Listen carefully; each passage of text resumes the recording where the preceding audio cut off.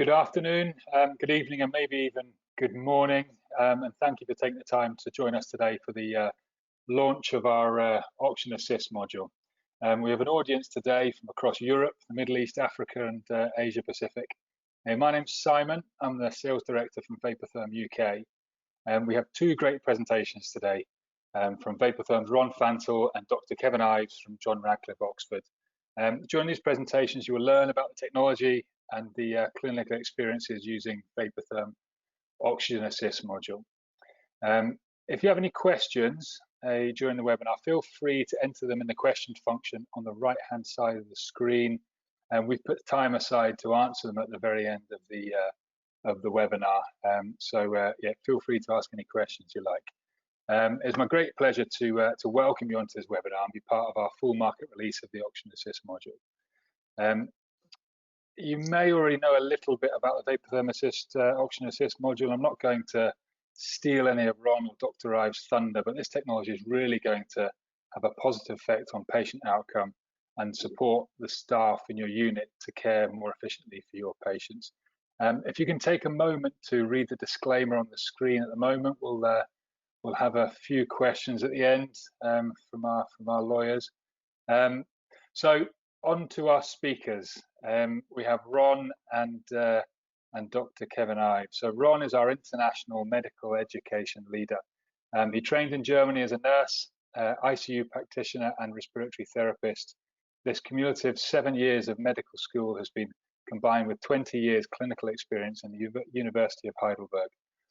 In his last clinical role, he was in charge of the Heidelberg Center of Mechanical Ventilation and Respiratory Support, and was exposed to all kinds of respiratory technology such as ECMO, mechanical ventilation, NIPPV, and obviously high flow, as well as high velocity therapy in different patient populations. And our second speaker is Dr. Kevin Ives. He trained in Cambridge, London, and Brighton. He's been a consultant neonatologist in Oxford since 1991. Kevin was a member of the team that placed the first baby in the UK on nasal high flow therapy in November 2004. He's been an outspoken evangelist for this form of non-invasive respiratory support ever since, receiving invitations from Europe and the USA to share his experience and enthusiasm.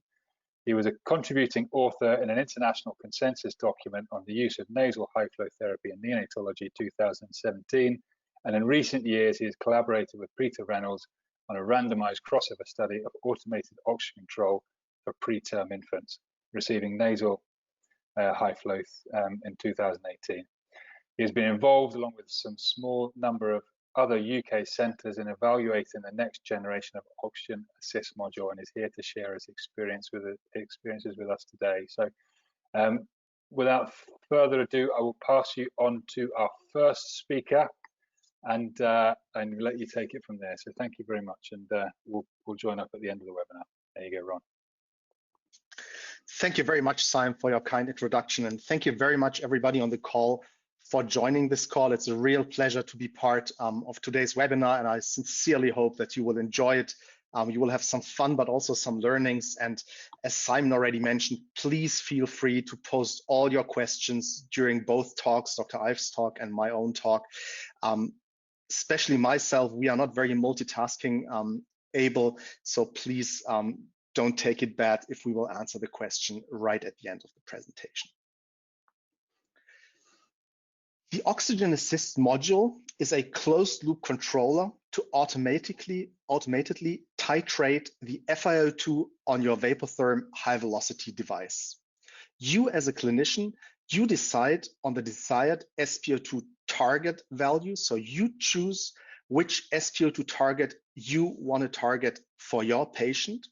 The module uses built-in pulse oximetry to measure the SpO2, and this is not a OEM-owned technology. You can get the Oxygen Assist module either with Nellcore or with Masimo built-in technology.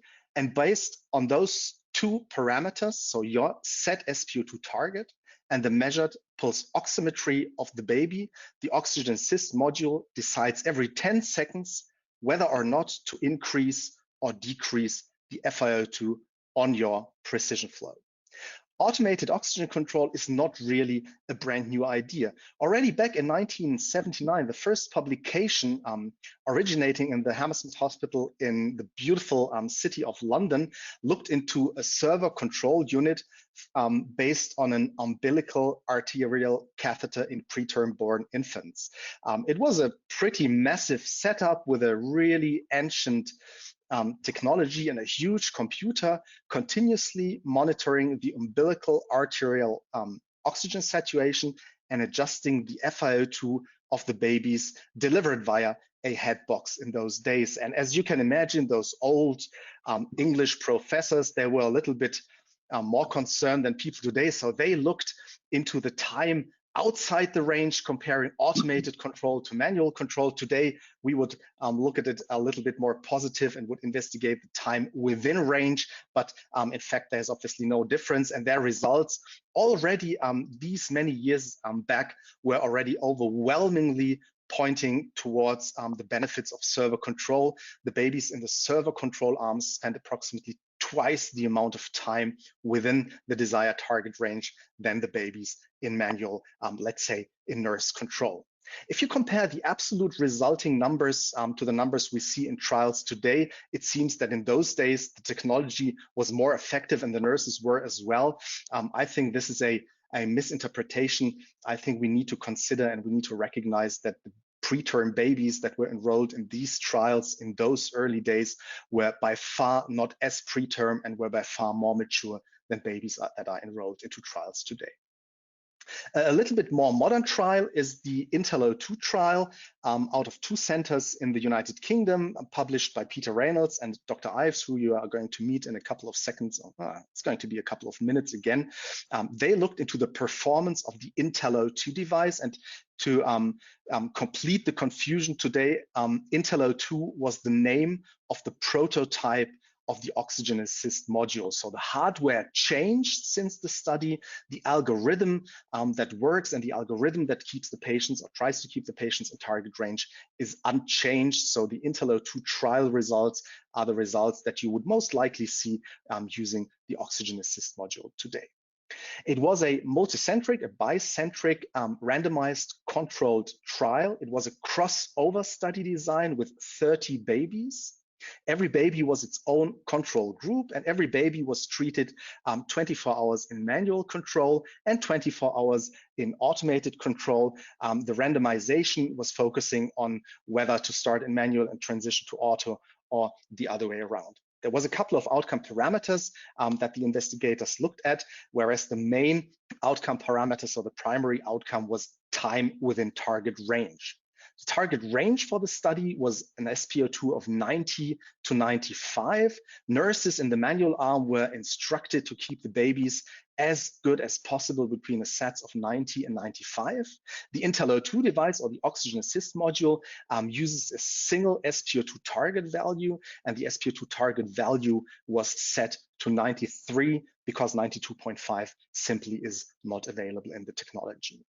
And if we look at the primary outcome parameters, the automated controller, so the oxygen assist module, was significantly more effective in keeping babies within this desired SpO2 target of 90 to 95. The controller achieved 80% time in target range, whereas manual control, which was nurse control, achieved 49% only. I just want to focus on this number of 49% because this may seem a very bad result for well-trained nurses, but by far it's not a bad result. If you look into many, many studies that are investigating time in range using manual control, all these studies usually result in approximately 45 to 55% time in target range achieved by manual, so by nurse or respiratory therapist control. And this is not that these clinicians are not capable of achieving a higher target range. The reason simply is that those preterm babies are prone to severe fluctuations in their SpO2, and it's simply extremely challenging to keep them in target range. So to make a long story short, these 49% are actually an excellent result, but the computer, so the closed loop controller, still achieves approximately 30% more time in target range. Secondary outcome parameters were time above and time below target range. And in both, let's focus first on time below target range.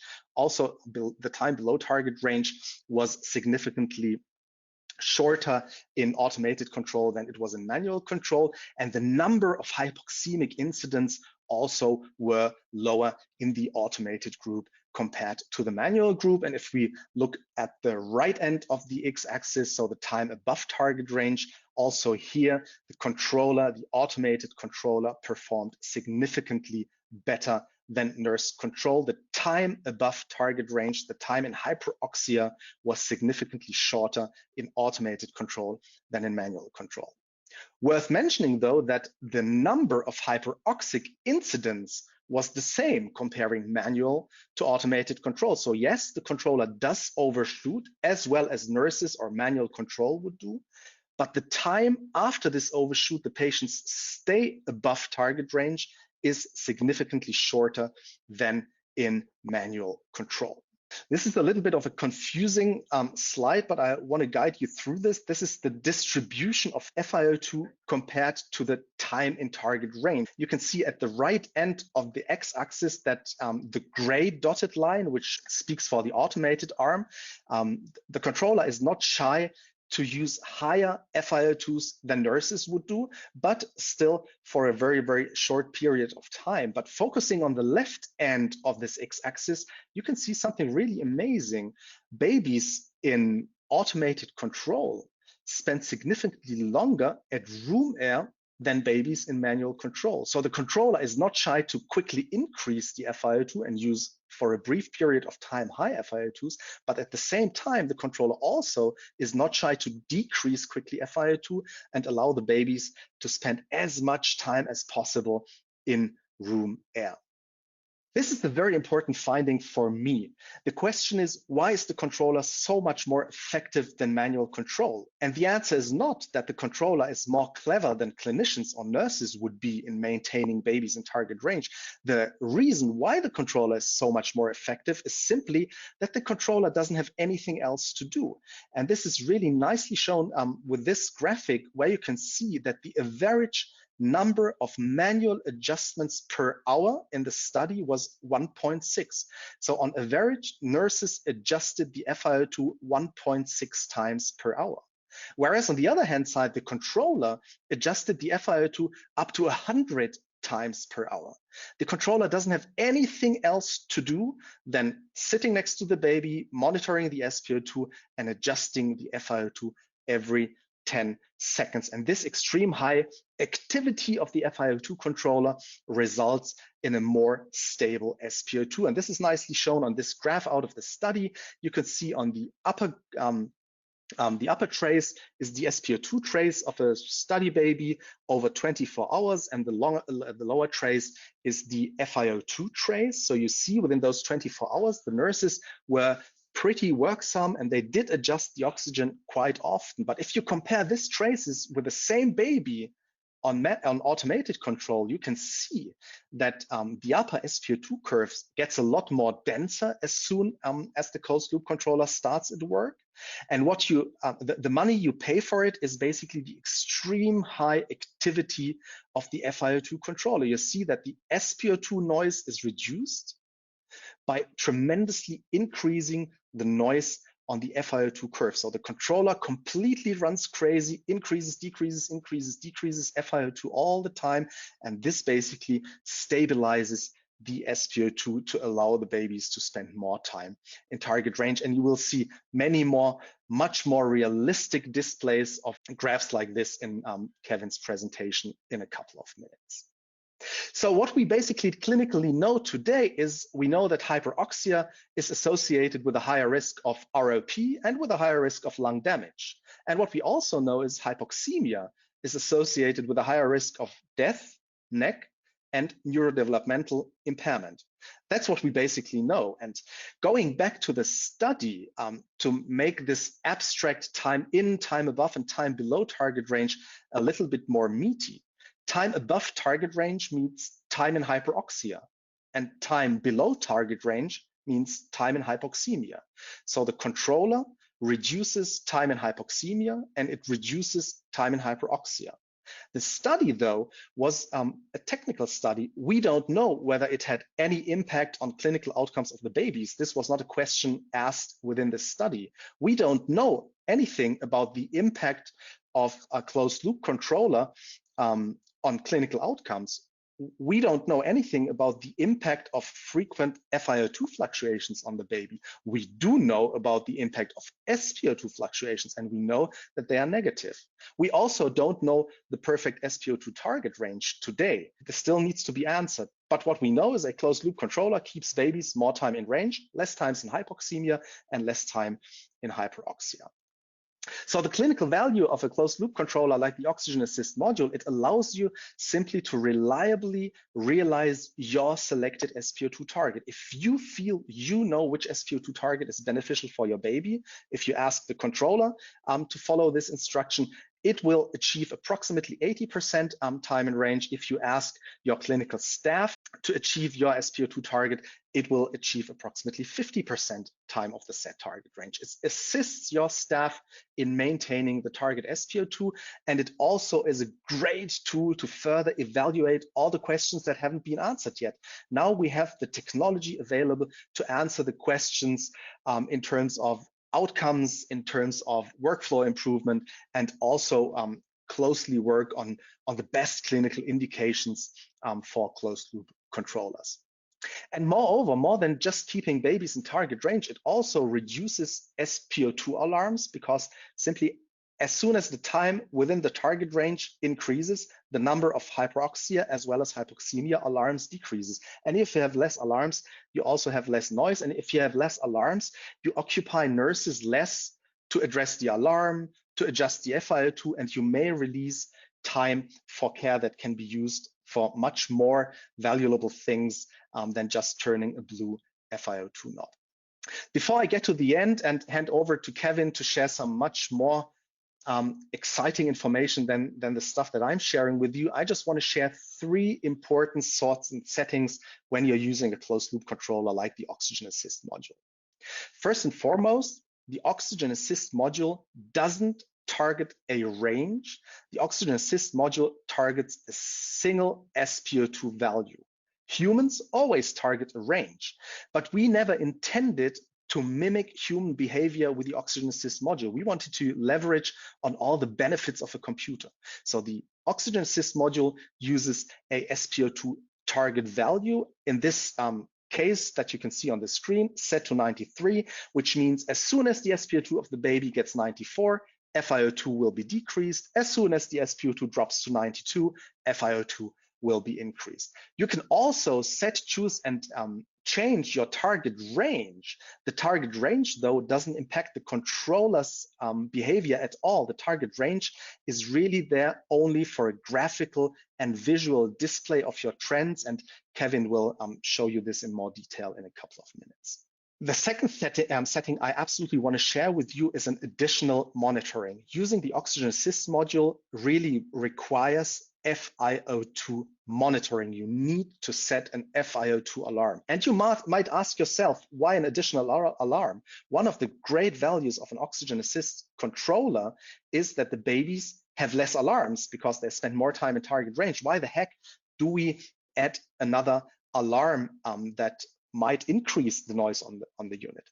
And I think it's really important to understand that the algorithm, the Oxygen Assist module, is desired to keep your SpO2 in target, and it does a very good job. If the baby slowly deteriorates today without using a closed loop controller, you will get an SpO2 alarm. Nurses will react to the alarm, they will adjust the FiO2, and they recognize and know something is happening to your patient. Using the closed loop controller, the increase in FiO2 can be much quicker than the alarm on your monitor. So as you see in the picture below, or in the graphic below, you can see the SpO2 trace is dead stable. The baby is stable in the SpO2 over the 24 hours. You see a little bit more noise, you see a little bit more noise in the middle of these 24 hours. But especially the last third of those 24 hours, if you look only into the SpO2 trace, looks extremely stable. But if you correlate this with the FiO2 trace, you can see that within the last third of those 24 hours, the mean FiO2 increases. So the baby needs more oxygen to be an SpO2 target, which means something is happening with the baby. And to make sure that you don't miss this deterioration of the baby, this higher oxygen demand, you absolutely need to set an FiO2 alarm limit to be alerted when the mean FiO2 increases compared to what you would expect from the patient. And last but not least, the last value I want to emphasize on is the mean O2. Today, if you want to know how much oxygen needs my patient, you will look onto your precision flow and the FiO2 will tell you, well, my baby needs 28%. That's also the value that you use for your hourly observational documentation. Using a closed loop controller like Ohm makes the FiO2 display on your precision flow pretty much useless because the number can change up to 100 times per hour because the controller increases and decreases the FiO2 all the time. So the value to give you the feeling how much FiO2 your patient really needs cannot be taken from the precision flow. That's why you absolutely need to use the mean O2, which is displayed on both the home as well as the trend screen of the Oxygen Assist module, and it represents the average FiO2 delivered within the window that you can see. So usually you would set your home screen to 60 minutes, which means that the mean O2 displayed on your home screen is the average FiO2 that the baby used within the last 60 minutes.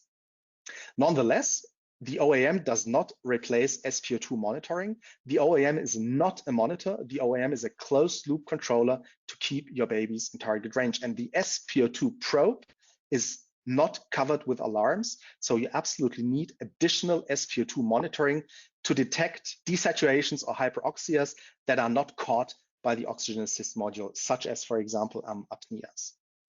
So to conclude the first couple of minutes of this webinar today, please note the Oxygen Assist module is not a set and forget system. The Oxygen Assist module is not a self-driving car. I would say the Oxygen Assist module is rather a cruise control. You are in charge of your speed limit. You are in charge of choosing the right SpO2 target. The Oxygen Assist module, though, will help you to keep the babies on the desired speed that you set on the desired SpO2 target. Thank you very much for your attendance. And now quickly over to you, Kevin. Thank you very much, Ron. I hope you can all hear me. Kevin Ives here, based in Oxford, and it's a great pleasure to follow on from Ron's very clear explanation of the technology that's been achieved by Vapotherm over the last 5 to 10 years. So to start with, why have we in Oxford been particularly interested in using this technology? Well, we've always had an interest in oxygen control. Oxford was one of the collaborating centres for the Boost 2 trial, headed by Professor Ben Stenson. And oxygen control, as Ron was saying, in that era was very much the nurse's responsibility. And by offsetting saturation monitors, the differentiation between a low saturation target and a higher saturation target was achieved. But now we have automated delivery of high flow. Anybody who knows me realizes that I have a great love affair with nasal high flow therapy, or HFNC, as you may wish to call it. So when Vapotherm have combined automated oxygen delivery with high flow, you can see why I've got a big smile on my face. I'd like to thank Ron for his introductory talk, and actually more personally, I'd like to thank Ron for his commitment to the rolling out of the OAM in Oxford over the last year. It could be said that Ron has spent as much time, if not more time, on my own unit than I have. Also, I'd like to acknowledge very much and pay tribute to the research and development team at Vapotherm. I don't have time to name them all, but there's been tremendous collaboration between Vapotherm and the Oxford unit in both support of the trial, Peter Reynolds' trial that we were collaborators in, and also the ongoing introduction of the OAM. So what am I going to cover in this talk, hopefully in the next half hour? Well, these are the topics. So some of it will be our experience of the Intello-2 trial, which Ron has covered to some extent. And then just give you a flavor of our introduction of the Oxygen Assist module and some of the lessons we've learned from that, some of our personal recommendations, the guidelines we're developing, which you may wish to adapt for your own parameters of use, the importance of staff training, which babies to use the OAM on, and whether there are some potential problems and what are the benefits. And then right at the end, I will try and allude to the future of this device in neonatology. So on your units, I don't know what sort of monitors you have, but you may be going around on a ward round. And I can certainly remember in the previous era, we would just really basically have a screen up, which would give you in real time, as I might be able to show you here, just a 10-second clip of what's happening on the unit. And this is just a snapshot, and it's not really giving you much information at all in terms of the stability or otherwise of your patients. You may prefer a system where you've got that real-time monitor and a trend value displayed, as in this case for the preceding 4 hours. And you can see here the saturations are dipping a little bit. There's a bit of tachycardia. So you might read into that something is happening with this baby in the last hour. Or you may wish to interrogate your monitor further. I have a habit of always looking back over the last 24 hours here as displayed, particularly looking at the saturations shown here, the SpO2 shown in blue, ranging between, well, below 80 at times and 100%. You can also use your monitors, and I'm sure you're probably all familiar with this. You may want to analyze that further by looking at a histogram or a cumulative histogram of the percentage of time on the vertical axis that a baby is sitting in the various saturation ranges. And if this is a preterm baby, ideally wanting that baby to be between 90 and 95% saturated. And derived from that previous pattern I showed you, this is a rather miserable 22% in this case. So Ron has kindly gone over the Intello-2 trial, as it's sometimes referred to. Peter Reynolds, my good colleague at St. Peter's Hospital, Chertsey, teamed up, and we put this trial together. This was our first baby in the trial on the 10th of May, 2017. And I purposely show a picture of my good colleague, Dr. Hilary Adams, because she was the colleague who, alongside me, put the first baby onto high flow back on our unit in November 2004. In this trial, there were 30 babies, and 18 of them were from Oxford. And I personally spoke to all the parents to get the consent prior to enrollment. Now, consent often involves pages of paper information for parents, but I'm a rather simple guy, and I found a pictorial representation which I provided for the parents, a much simpler way to explain what we were trying to achieve in the Intello-2 trial. Taking them down this side of the image to show the normal nursing care with a nurse observing the saturation pattern and manually changing the delivered oxygen. Now, the key thing to appreciate in the trial and in the ongoing use of the OAM is there has to be a second pulse oximeter on the baby, which is delivering information to the OAM, and the OAM is then, through its algorithm, moderating the percentage oxygen delivery. And in the case of our trial, we had 24 hours of either auto or 24 hours of manual control. And we emphasized to the parents that the nurse could override the feedback at any time if she required to. But as Ron pointed out, this is a very rare instance that manual alteration of the delivered oxygen was necessary in babies who were under servo control. So what do we see on the screen of the OAM? I'll try and demonstrate here. This is the display on the home screen. And here this is just 2 minutes running along in real time. We're on auto. We've got a target of 93. Here's the range. You see 91 to 95 is what we're using as the range. This is the backup oxygen alarm limit, which is denoted by this dotted red line here. And as you see, the baby, the saturation shown here, saturation values, and oxygen delivery shown here in green, oxygen values. The baby is comfortable here and then has a desaturation. And the OAM responds by delivering more oxygen, and the baby returns back up to our target range. But then there's a further desaturation, and I'll just run this if I can, just to show you what's happening in real time on this monitor. So you see there continues to be a desaturation. We're seeing it going down to 85, 86, and then the OAM responds by delivering more oxygen. The SpO2 returns to the target range,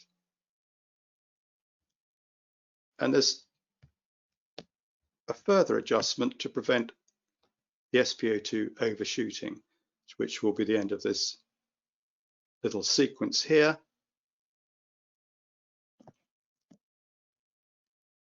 I'll show you another example. I put this still image in just in case the video didn't function, but you see here the same sort of thing. We've got decreasing saturation, desaturation, delivered FiO2, and recovery in the saturation back into this normal range. Ron was explaining how active the OAM can be in responding to the SpO2.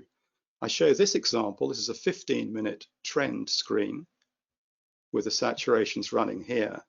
And I've personally counted the number of changes. There are 70 changes in oxygen delivery occurring over these 15 minutes.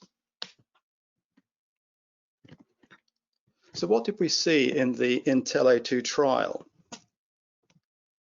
This is an example of a 24-hour trace, and in manual you have rather erratic saturation trace. Switching to auto, you could see the transition immediately in tightening up the saturation values. And then looking at the cumulative histogram that I introduced you to before, percentage of time in the saturation ranges, you see on manual this was 39%. And also what you should see is the tail off with quite a number of occurrences of saturations below 85%. Switching to auto, in this case, we achieved 73%, and importantly, far fewer desaturations or far fewer episodes of hypoxia and far fewer episodes of hyperoxia. So with that background of having conducted the trial, with many of our nurses coming on board and becoming familiar with using the device, we did have a gap between the trial and then rolling out the new version, the OAM. And so it was very necessary to reinforce teaching. Now you might think something's gone wrong with that slide, or you might think I'm trying to test your eyesight, but I'm just reminding you that teaching is so very important. And we have Ron here. You can tell by the delivery of his presentation, he's a very clear educator. And we have also Stephen Drazy, who works for Vapotherm, who's done a lot of work educating all our nurses and as many of the junior doctors as possible. So I cannot emphasize enough that people have to understand how the module works. What we've developed, and this is an earlier draft of it hanging up on the stand for the OAM, is a cot-side guidance for the use of the Oxygen Assist module. And Ron's already taken you through this, so I'm not going to reiterate it.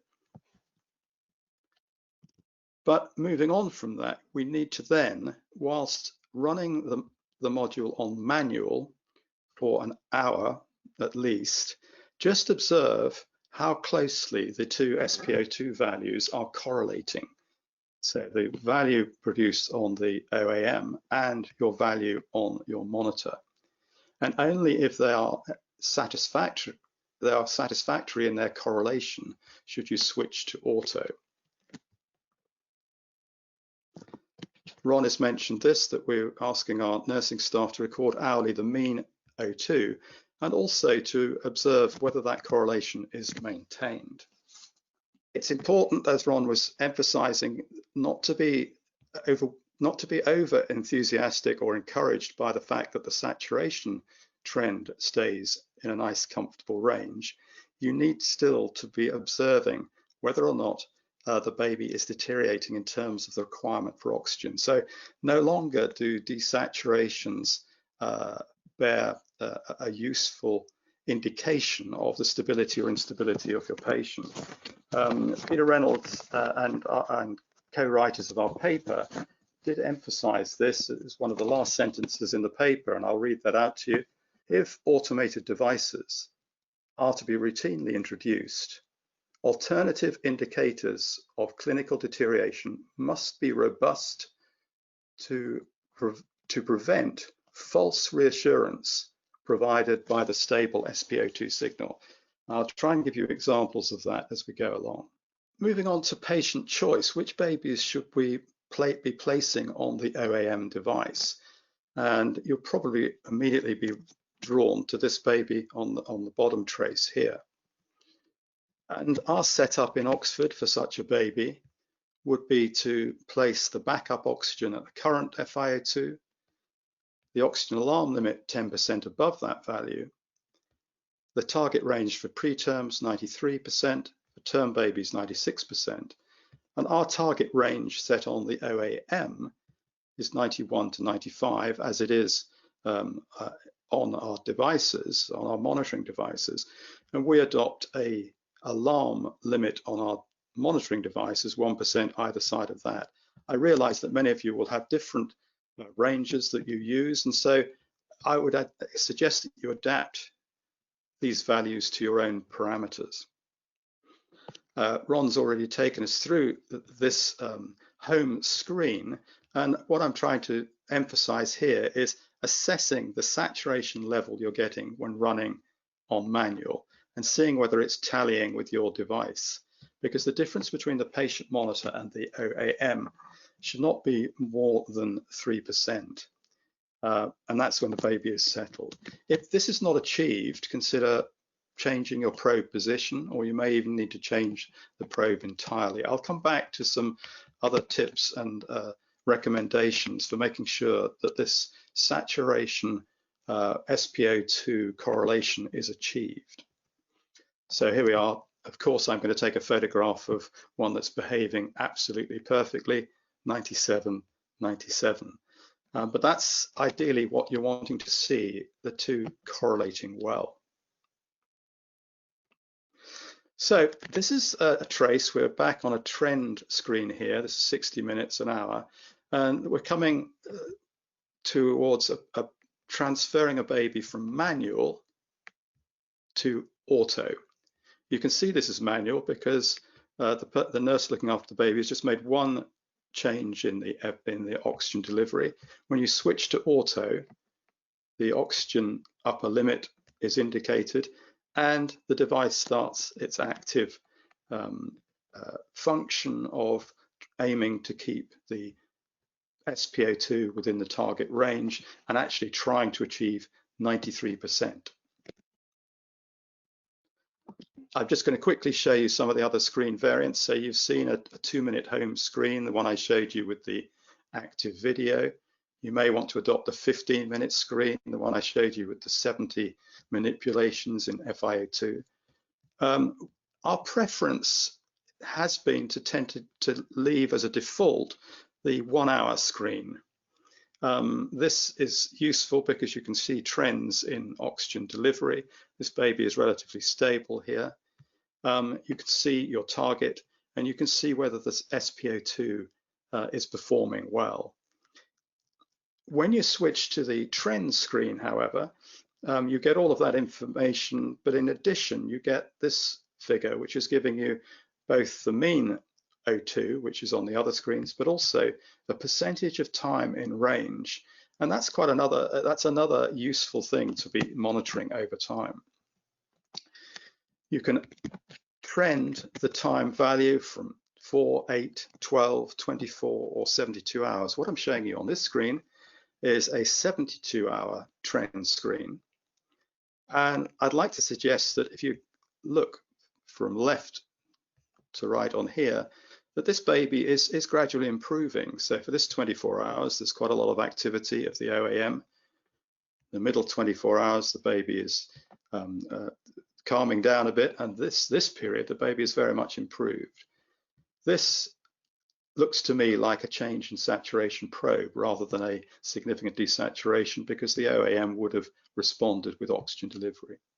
So over time, you can see a baby improving. You can also see a different activity states, sleep patterns, affecting the pattern of stability of the SpO2 signal. This was a case in point where I was looking at a 60-minute home trend, and this baby isn't in much oxygen, and particularly when prone and asleep, is happily going along like this. And then when the baby is awake, or perhaps is being handled, there's a more active period.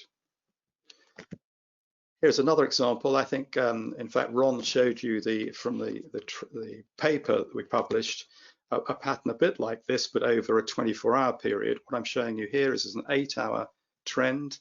And what you're seeing here is a fairly stable baby, but who in the last couple of hours is showing increase in oxygen requirement.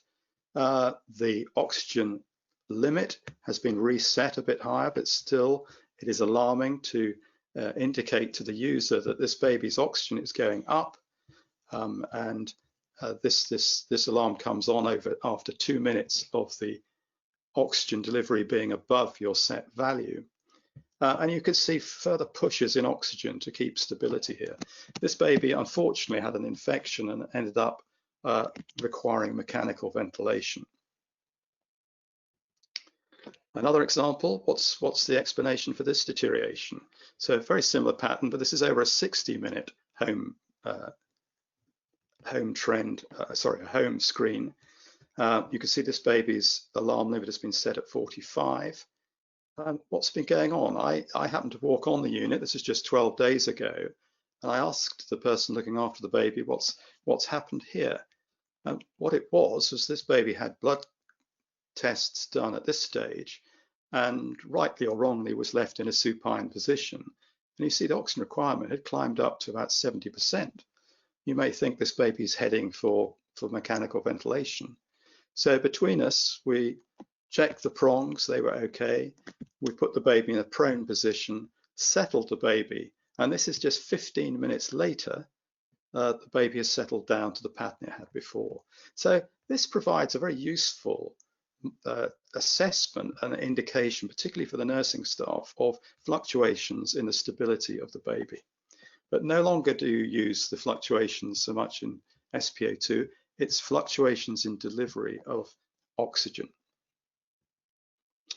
Here's another example, whether this was fortuitous or not, but increasing the high flow rate from 6 to 8 liters stabilized this baby, who was over an 8-hour period, so 4 hours to here, had a much more stable saturation trend, and also a less active oxygen delivery from the OAM. Now, earlier on in my talk, you may recall I showed you this slide, and you probably were drawn to this pattern at the bottom as being the kind of baby who would most benefit from the OAM. Well, let me show you another baby here. This baby was predominantly in air to 24% oxygen. And this is on a manual display of the 60-minute trend. And you can see the saturations here. The baby actually was in 25% oxygen here, and was on a number of occasions reaching 100% SpO2, and only 23% of the time within this range.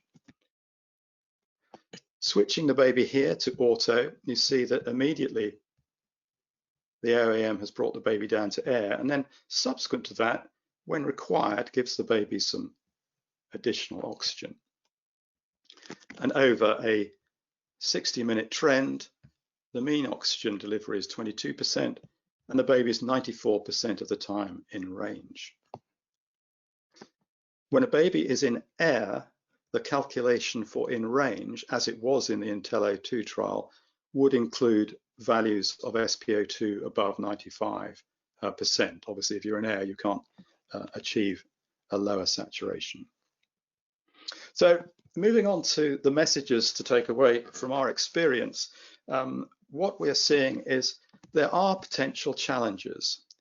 If the oxygen delivery or intake of the baby is interrupted, obviously giving more oxygen is not necessarily going to help. Now, a classic example is if the baby dislodges its prongs. Now, as you see, this baby, for some reason, and I cannot think why, doesn't value the benefits of nasal high flow therapy. I'll have to have a word with them when they grow up. But obviously, if the prongs are out, you're going to be delivering oxygen into the incubator. A significant apnea, I'll show you an example of that in a moment, can present problems. OAM signal loss, if the saturation probe that you're using to direct and inform the OAM becomes dislodged for 2 minutes, the device reverts back to the manual mode and to the oxygen setting that you've provided as the backup. If, however, the baby has been in more oxygen for the preceding period before that disconnection, the machine will revert to that higher average FiO2. This we have found very rarely occurs. You sometimes get intermittent signal loss with babies who are very active, but we don't have probes falling off. This issue of the discrepancy between the SpO2 of the monitor and the OAM does need to be considered.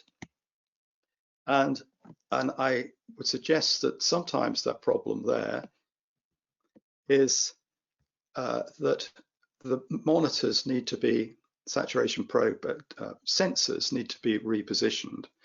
Or you may have to consider whether or not the averaging time of your patient monitor is suitable or analogous to the averaging time of the saturation device within the OAM. Now, the OAM either has a Nellcore device or a Masimo device, and that in itself should correlate with the device you're using. We happen to both be using Nellcore on both. And the averaging time of both of the saturation monitors informing the OAM is 8 seconds.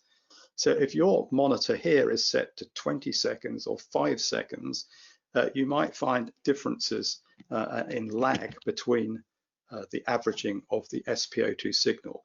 We have found that if we put our monitors to 10 seconds averaging, it will help with this correlation.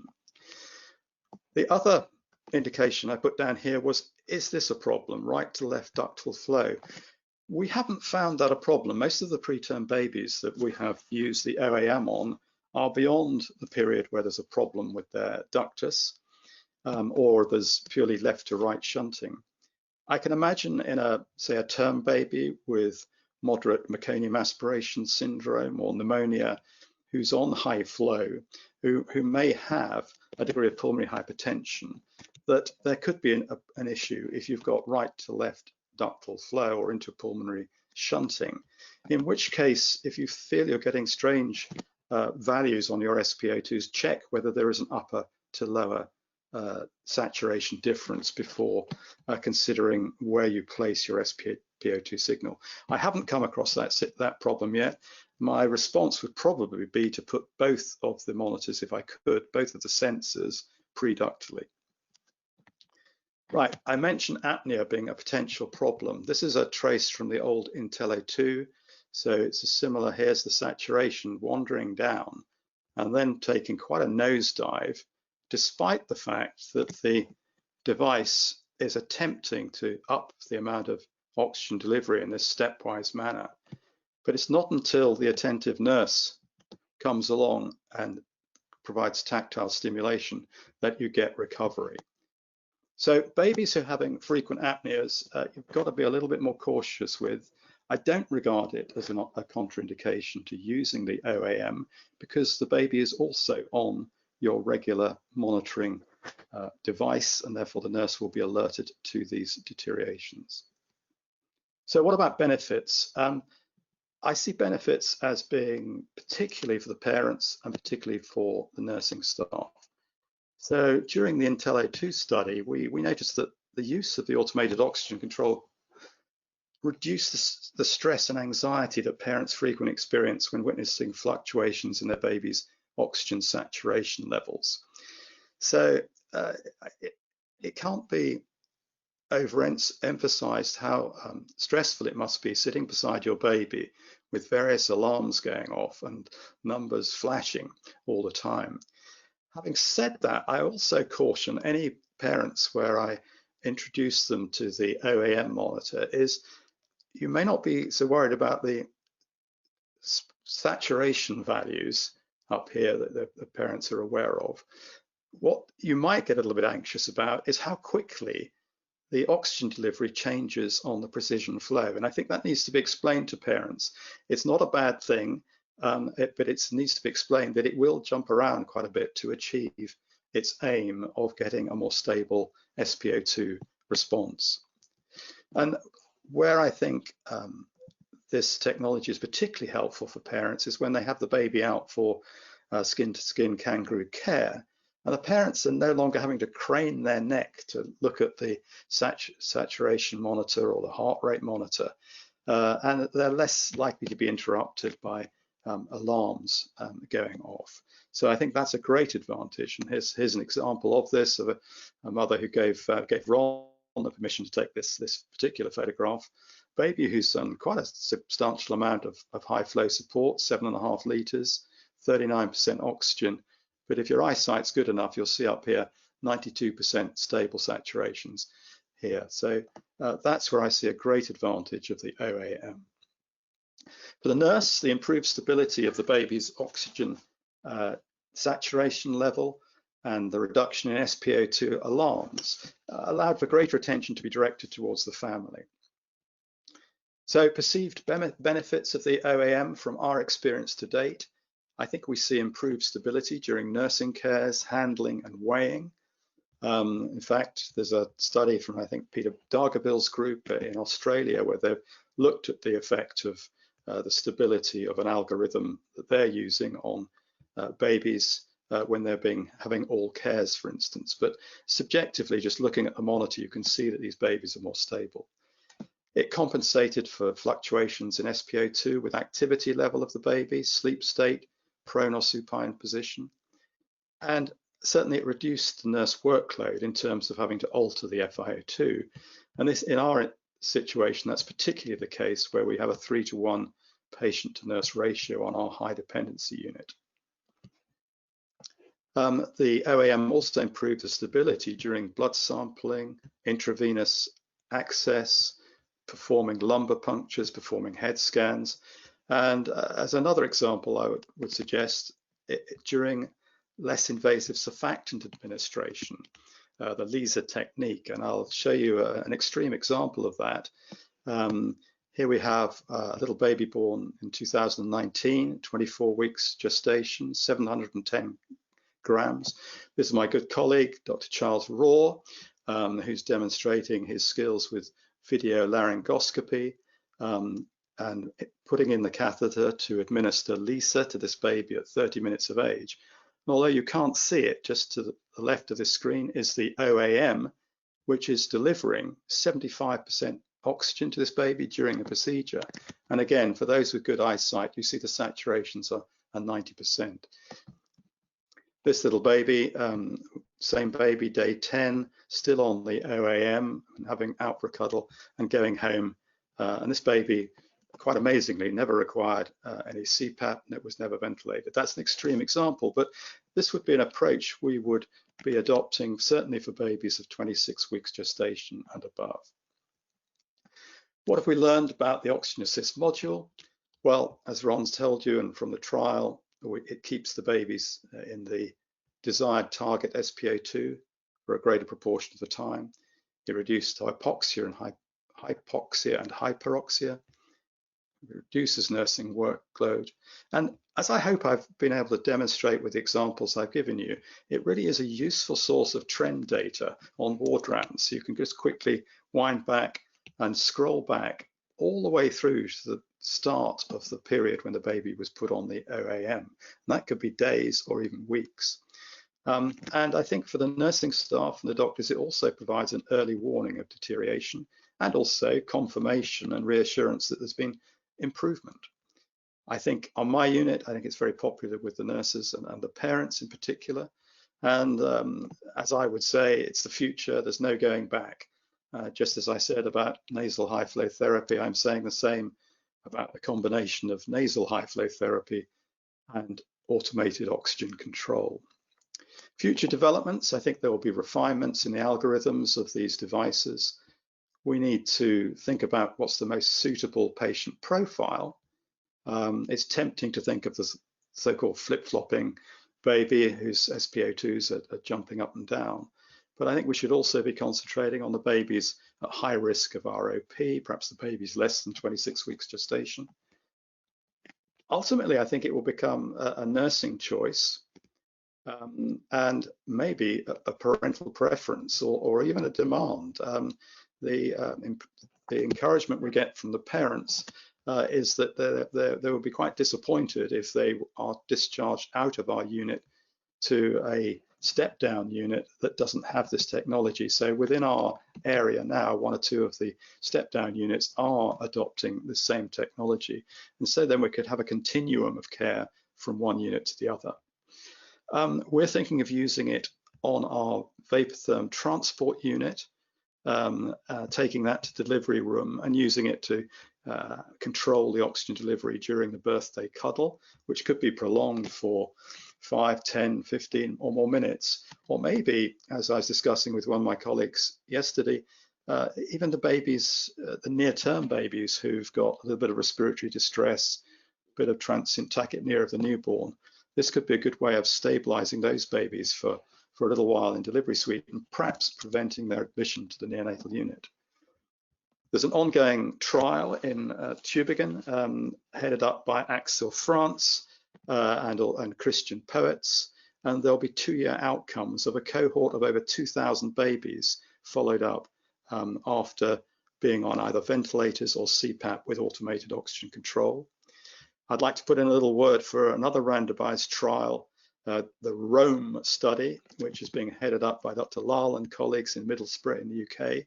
And this is randomizing babies to either have OAM on auto or manual for the duration of their stay on the neonatal unit. And maybe in the future, there will be studies of the best target SpO2. And maybe we should be tempting Professor Benjamin Stenson to be doing the Boost 3 trial in the future. We're not there yet, though, and the accompanying editorial or commentary that went with our paper in Archives was quite thought-provoking about artificial intelligence. We need algorithms that are truly intelligent. Current devices are essentially robotic in function with little ingenuity or intuition. It would certainly benefit from some intelligence of an artificial type. I think that probably could be said for a lot of us, but that's an important point being made by these are key authors in the area of automated oxygen control. So I'll finish up with, this is my favorite picture of 2 of our nurses looking after this baby. I think it will become, we have now 8 of these devices on our unit. We should be purchasing a further 8 going up to 16. We have 16 intensive care beds, 18 high dependency beds. And I foresee the future where it's a nursing decision as to whether they use this device and how they use it and how they evaluate their baby whilst on the device. And with that, I apologize for running right up to the margin of the time limit, and I hope we've got some time for questions. Thank you very much indeed. Thank you very much, Dr. Ives. That was a great talk there, very informative, and thank you very much, Ron, as well. We've got a few questions here actually to run through. We've got 3 at the moment, but before we go on to those, I'll ask anybody, if you have any questions, feel free to put them into the question area on your screen. Please don't leave wishing you'd asked us a question. So, oh, we've got another one coming in now.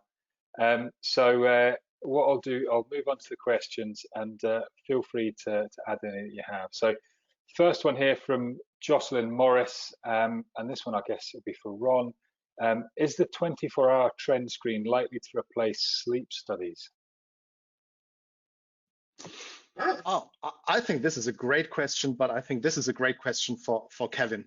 That's definitely outside my sleep studies in neonates is definitely outside my experience range.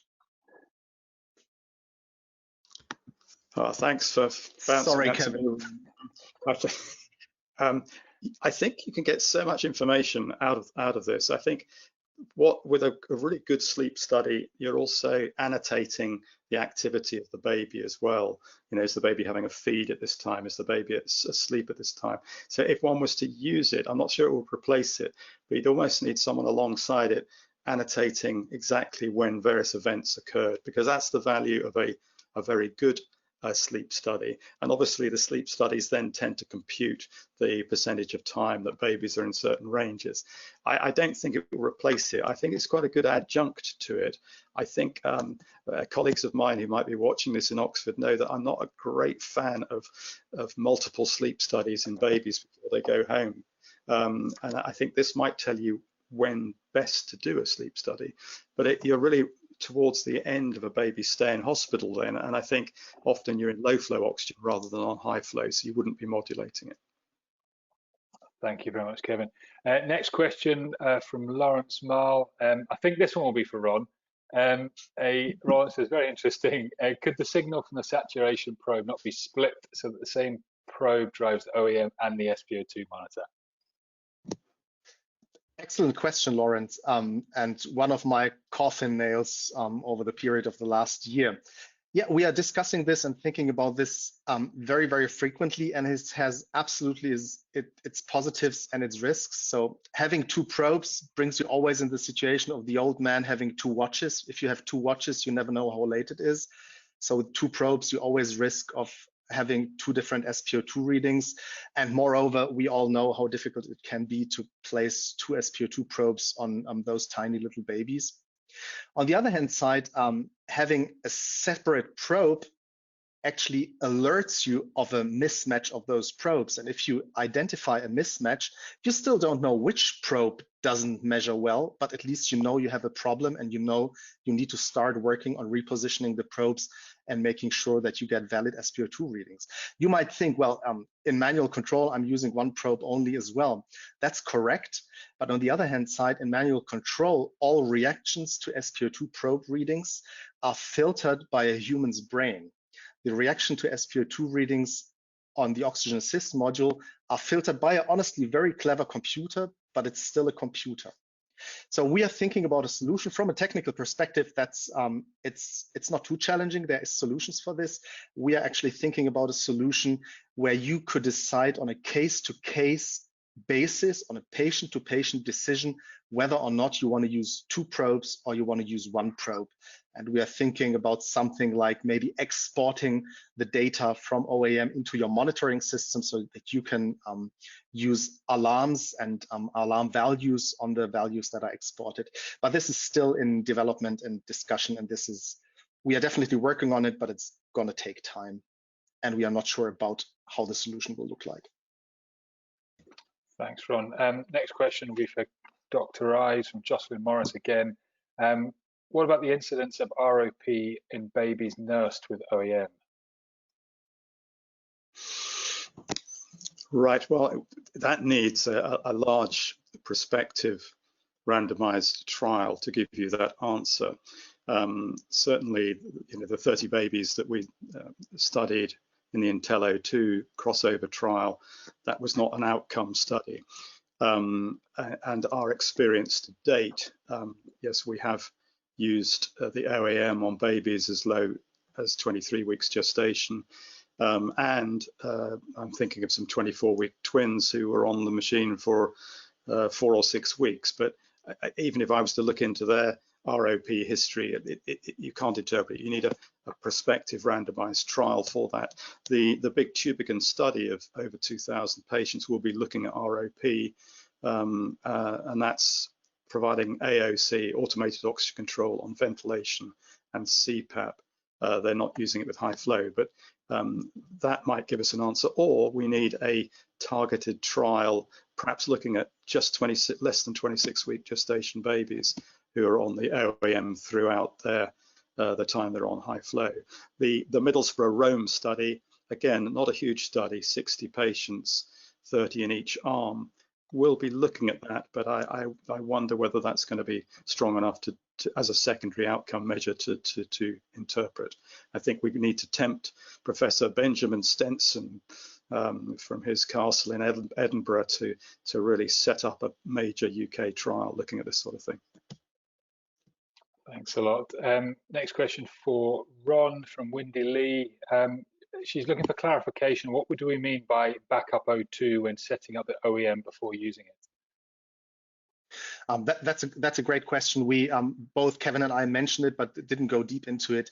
So a system like this needs a backup behavior. A system like this is all the decisions the Oxygen Assist module can take are based on a valid SpO2 reading. If the Oxygen Assist module doesn't receive a valid SpO2 reading, it has no bloody idea what to do. It can't see the baby. It doesn't see whether the baby is active. It doesn't see whether the baby is tachycardic. It's moving. It doesn't have any other information than a valid SpO2 reading. When the SpO2 signal is lost, the Oxygen Assist module freezes the last calculated FiO2 for 2 minutes. It's a very male behavior. It tries to ignore the problem and just hopes that it resolves by itself. When it doesn't resolve within 2 minutes, the Oxygen Assist module starts to alarm. It alerts the users that something is going on and will set the backup. So it will set the FiO2 to a preset backup setting. The backup behavior is a little bit complicated. It's simply what the Oxygen Assist module does when it doesn't know what to do because it doesn't get an SpO2 reading. Brilliant, thank you. Next question from Sina Kolbrenner. She starts off by saying, excellent presentation, so thank you very much for that. And would you recommend monitoring CO2 in patients with the Oxygen Assist module? I guess that would be for Kevin and Ron. We're great fans of transcutaneous CO2 monitoring in Oxford and have that available on all 16 of our intensive care spaces. Generally, we're using that in ventilated babies. I personally consider it mandatory in babies who are on high-frequency oscillatory ventilation. But we do use transcutaneous CO2 on some of our babies, for instance, a little 24-weeker, relatively unstable babies on high flows of 6, 7, or 8 liters in the first few days of life, just to make sure that they are stable. If their skin will cope with it, we will often use transcutaneous CO2. I'm not sure whether the question is then going to try and lead to challenge the research and development team to say, well, perhaps you should be feeding back transcutaneous CO2 into the machine to alter the flow rate. We've pondered on this ourselves, but I think you've got to really have a very reliable transcutaneous CO2 signal to be going down that route of technology. Thanks a lot. We've actually got only time for 2 more questions because Ron has to run away to get his flight. So next one for Kylie Reed. Does the OEM inform you if the O2 requirement goes above a certain amount? Ron, do you want to take that one? Oh yes, that's the FiO2 alarm limit that we were discussing. So the you saw that the controller is extremely active, so we absolutely didn't want to bring another device which is alarming all the time and could force alarm fatigue. This is why the O2 alarm limit also has a delay of 2 minutes. So you can set it. You decided a baby that, for example, is on a mean FiO2 of 25%. In Kevin's unit, they would set the O2 alarm limit 10% above, which would be 35%. And as soon as your baby requires more than 35% of oxygen for more than 2 minutes, the machine will alarm. It will audibly alarm. It will tell you what is wrong. It will still further increase the FiO2. If the baby needs more FiO2, it will receive more FiO2, but the clinicians will be alerted that something is going on. Brilliant. And last question, what is the impact on the baby in case the SpO2 signal is lost? And does the machine alarm in that case? I don't know who wants to take that one. I can start that off, and Ron can correct me if I don't get it correct. We talked earlier about the value of having 2 saturation probes on the baby. And I noticed Ron was talking about old men wearing 2 watches. I'd like to point out that I don't wear a watch at all. I personally think it's important at this stage of the development of this technology to have the backup of the 2 saturation probes, rather than the splitter device that someone was alluding to, which has obviously been considered.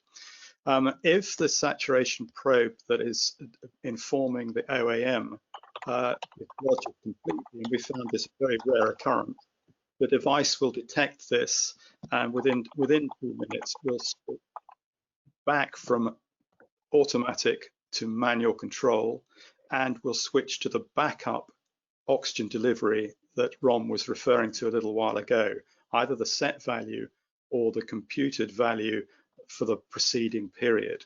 So, and will alarm and let the nurse know that the baby has gone back to manual, and so will draw the nurse's attention, his or her attention, to the baby. So there is that fail safe. We found it doesn't tend to happen, but it's that is the built-in fail safe for that. Brilliant, excellent. And on that point, we'll draw to a close this webinar. So thank you very much to the speakers, Dr. Ives and Ron Fantl. Again, another great webinar and some talks there. And thank you very much, everybody, for your attendance.